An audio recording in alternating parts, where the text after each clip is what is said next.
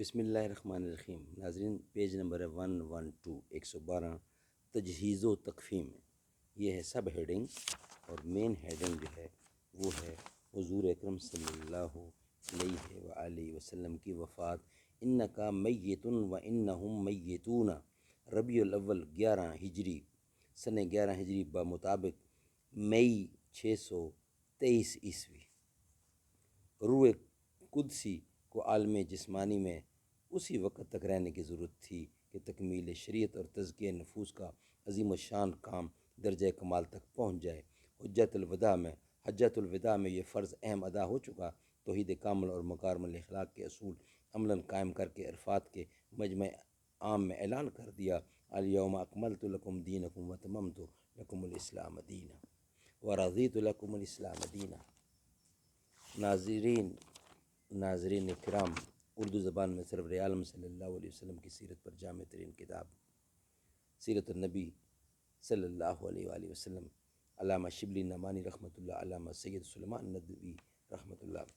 بسم اللہ الرحمن الرحیم، الحمد للہ رب العالمین والصلاة والسلام علی رسولہ محمد وعلی آلہ واصحابہ اجمعین۔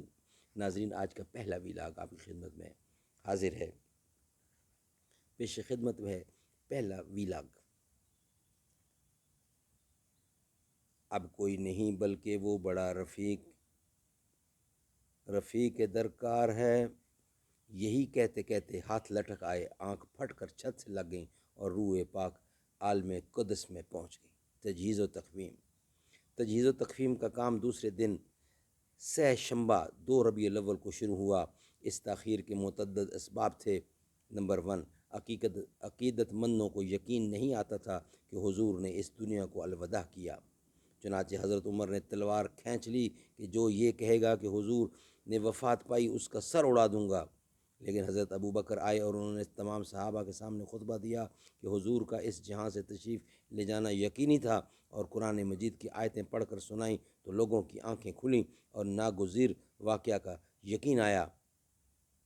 اس کے بعد اتنا وقت نہیں رہا کہ غروب آفتاب سے پہلے تجہیز و تکفیم سے فراغت ہو سکے۔ قبر کنی کا کام غسل و کفن کے بعد شروع ہوا، اس لیے دیر تک انتظار کرنا پڑا۔ جس حجرہ میں آپ نے وفات پائی تھی وہیں لوگ الگ ترتیب تھوڑے تھوڑے کر کے جاتے اور نماز جنازہ ادا کرتے۔ اس لیے بھی بڑی دیر لگی اور سہ شنبہ کا دن گزر کر رات کی فراغت ملی۔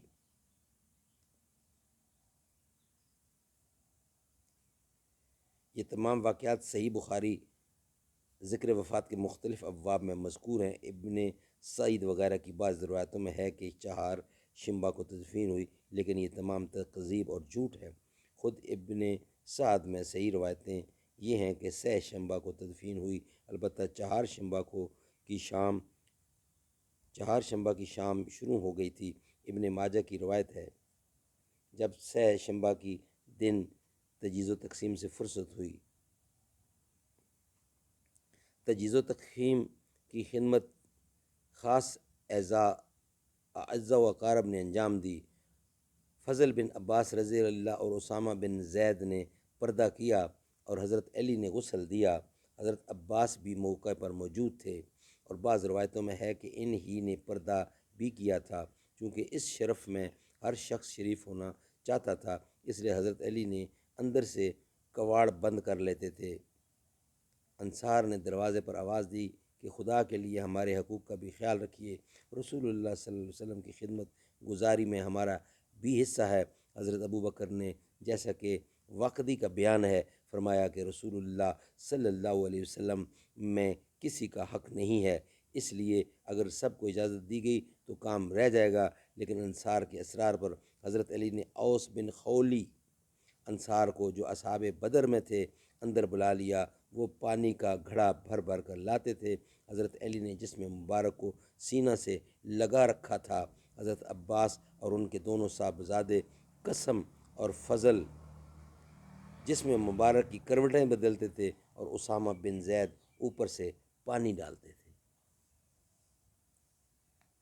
اس کا کچھ حصہ انشاءاللہ نیکسٹ ویلاگ میں پیش کریں گے، جو نیکسٹ ہے۔